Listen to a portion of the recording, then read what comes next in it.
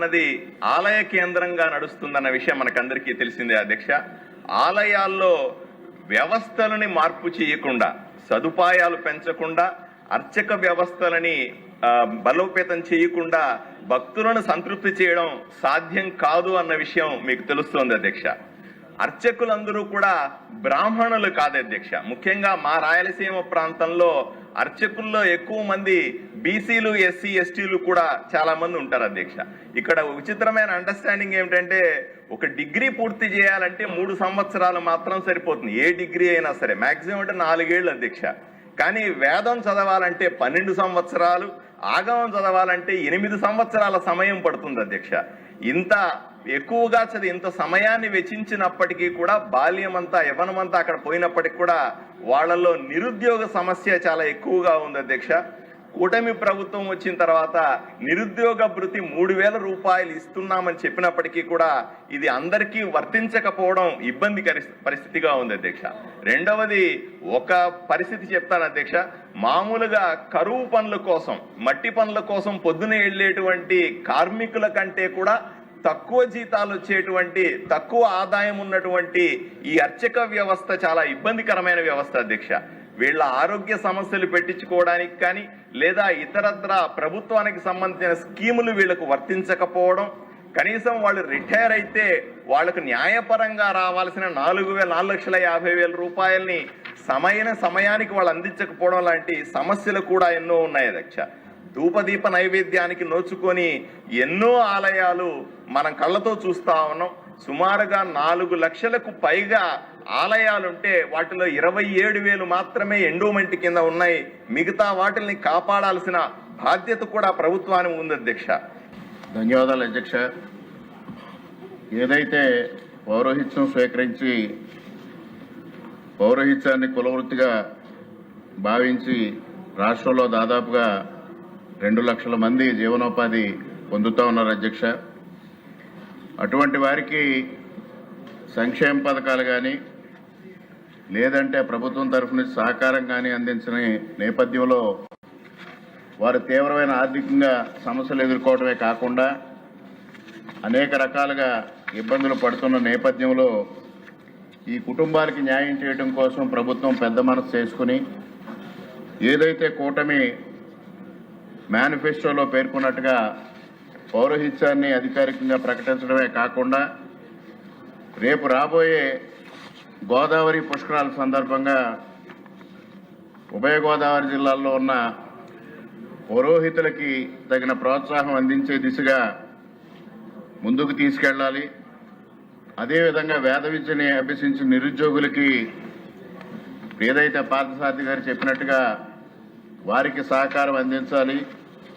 అదేవిధంగా బ్రాహ్మణ కార్పొరేషన్ ఏదైతే ఏర్పాటు చేయడం జరిగిందో దాన్ని బలోపేతం చేసి తద్వారా పురోహితులకి మేలు జరిగే విధంగా, ప్రయోజనం చేకూరే విధంగా ప్రభుత్వం చర్యలు తీసుకోవాలనేది ఈ సందర్భంగా మీ ద్వారా గౌరవ దేవాదాయ శాఖ మంత్రి గారికి విజ్ఞప్తి చేసుకుంటూ. అధ్యక్ష, ఇక్కడ తమరి దృష్టికి తీసుకురావాల్సింది, రాష్ట్రంలోని దేవాలయాల్లో అర్చకులు, వేద పండితులు, పరిచారికలు మరియు ఇతర ధార్మిక సిబ్బంది నియామకాల్లో జోనల్ విధానం అమల్లో ఉందా అన్నారు అధ్యక్ష. లేదండి అని చెప్పాను అధ్యక్ష. రెండవ బి ప్రశ్న, ప్రధాన దేవాలయాల్లో నియామకాల్లో రాయలసీమ ప్రాంతానికి అర్చకులు, వేద పండితులకు అన్యాయం జరుగుతున్నట్లు ప్రభుత్వం దృష్టికి వచ్చిందా అన్నారు అధ్యక్ష. అధ్యక్ష, ఇవాళ 344 పోస్టులు ప్రకటించుంటే 172 పోస్టుల్ని రాయలసీమలో ఉన్నటువంటి ప్రధాన ఆలయాల్లోనే ఫిలప్ చేస్తున్నాం అధ్యక్ష. అలాగే సి ప్రశ్న అధ్యక్ష, శ్రీశైలం, మహానంది, శ్రీకాళహస్తి, కాణిపాకం వంటి ప్రధాన ఆలయాల్లో నియామకాల్లో స్థానికులకు ప్రాధాన్యత ఇచ్చేందుకు తీసుకున్న చర్యలేంటి? అధ్యక్ష, ఈ ప్రధాన ఆలయాలైన వీటి దగ్గర ఖాళీలు ఏర్పడ్డప్పుడు వచ్చినటువంటి ఖాళీలకు అనుగుణంగా ప్రకటనలు తీసుకునేటప్పుడు ఆయా ప్రాంతాల్లో ఉన్నటువంటి వేద పండితులకి అలాగే ఆగమ పండితులకే ప్రాధాన్యత ఇస్తున్నాం అధ్యక్ష. దానిలో ఏ ప్రాంతం వాళ్ళు అనే దానికన్నా పూర్తి మెరిట్లో చేయడం జరుగుతుంది అధ్యక్ష. ఈ మధ్యకాలంలో ఒక 15 మరి అర్చకులు వేద పండితుల యొక్క పోస్టులు ఫిలప్ చేయాల్సి వస్తే దానికి రాష్ట్రంలో ఉన్నటువంటి ప్రధాన ఆలయాల్లో ఉన్నటువంటి ఆగమ పండితులను వేద పండితులనే కమిటీ సభ్యులుగా వేసి తద్వారా వాళ్ళ ద్వారానే ఇంటర్వ్యూలు జరిపి ఈ 15 మందిని సెలెక్ట్ చేస్తే అధ్యక్ష 1400 చిల్లర మంది ఇంటర్వ్యూకి వస్తే 15 మందిని సెలెక్ట్ చేస్తే ఎవరికి తీసుకోవడం లేదు అధ్యక్ష. 0.1, 0.2 మార్కుల్లో వాళ్ళని సెలెక్ట్ చేయాల్సిన పరిస్థితి ఏర్పడింది అధ్యక్ష. అంటే ఇవాళ వేద పరిజ్ఞానం, సంస్కృత మీద ఒక పట్టు ఇవన్నీ కలిగినటువంటి వాళ్ళు ఆంధ్రప్రదేశ్ రాష్ట్రంలో ఎక్కువగా ఉన్నటువంటి విషయాన్ని అది ప్రధానంగా మనం గమనించాల్సిన అవసరం ఉంది అధ్యక్ష. కాబట్టి చాలా కాంపిటేటివ్గానే ఈ సెలక్షన్స్ కూడా జరుగుతున్నాయి అధ్యక్ష. ఈ ప్రశ్న రాయలసీమ జోన్లో పరిగణలోకి తీసుకొని స్థానిక నిరుద్యోగ అర్చకులు వేద పండితులకి ఉపాధి అవకాశాలని చెప్పి అడిగారు అధ్యక్ష. నేను చెప్పాను అధ్యక్ష, దాదాపుగా 344 పోస్టులు సెలెక్ట్ చేస్తే 172 పోస్టులు రాయలసీమకే ఇవ్వడం జరిగింది అధ్యక్ష. ఇంకా కూడా ఎక్కడైనా అవకాశం వచ్చినప్పుడు ఆ ప్రాంతాన్ని, ఆ ప్రాంతంలో ఉన్నటువంటి ఆ యొక్క పోస్టుల యొక్క పరిధి, కేడర్ పోస్టింగ్ పరిధి, వాటిని దృష్టిలో పెట్టుకునే వేద పండితులు విజ్ఞానవంతుల్ని దీనిలో తీసుకోవడం జరుగుతుంది అధ్యక్ష.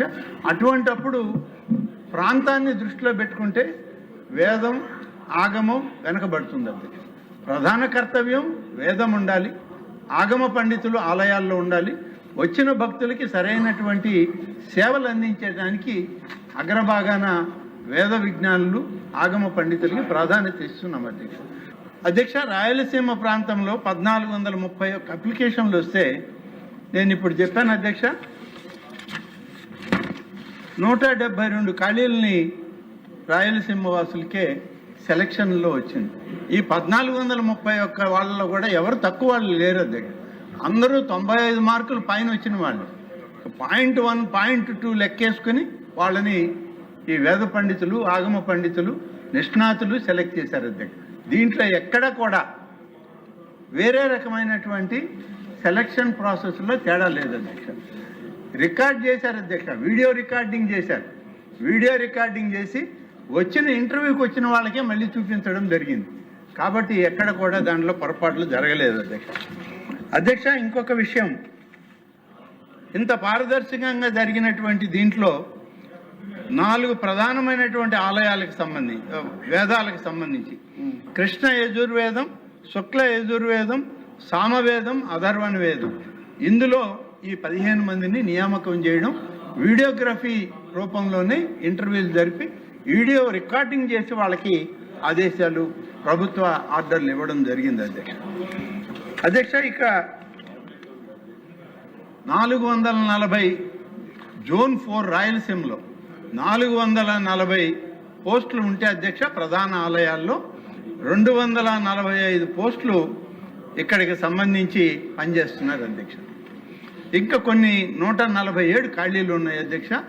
ఈ 147 ఖాళీలు కూడా భర్తీ చేయడానికి ఏర్పాట్లు చేస్తున్నాం అధ్యక్ష.